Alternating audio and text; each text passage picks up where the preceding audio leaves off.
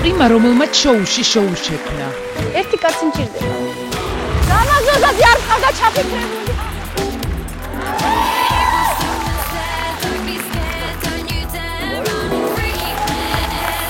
წამყვანის თამამი გადაწყვეტილება. ლევანდელი დღისთვის ნახეთ რა ვიყიდა.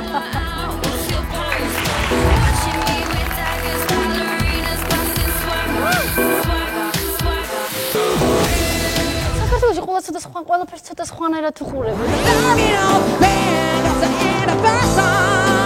როგორ უყურებს მაია დარსმელიძე ქართულ შოუ ბიზნესს 18 წლიანი პაუზის შემდეგ როკ მომღერალის სცენაზე ბრუნდება. წეპამ ძალიან კარგად იცის რა უნდა გაყიდოს ბაზარს.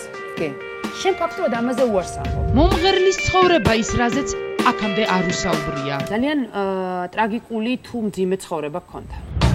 მე რომ არც მარტივად მატყუებდნენ, ხა რა სიმართლე თქვი რა ტყუილი თქვი, მაგაზე უნდა ვიფიქრო აქა და როკავა. ვის მოტყუება შეეცადა ანრი ჯოხაძე. აი როგორ მოიგონა. კითხვა რომელმაც ყველაზე თამამ მომღერალს თამამი პასუხი ვერ გააცემინა. შენი საცოლე ამბავიო. მე ხო გაგაბრწყილეთ. რა? და გთხოვეთ, მაია სად არის მსუქანი ქალი? იმას არის რას უბან. დუბლი 2 იგივე კითხვა პასუხი. წლეულს დავოჯახდები. დუბლი 3 იგივე კითხვა პასუხი. თუ რა დღეში ხარ თან? და გადაცემის ბოლოს კლიპის პრემიერა. კიდევ ერთი პროვოკაცია ანრი ჯოხაძისგან.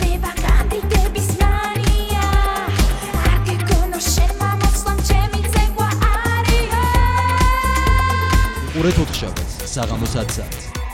გადაცემა რომელიც არ უნდა გამეტოვოს.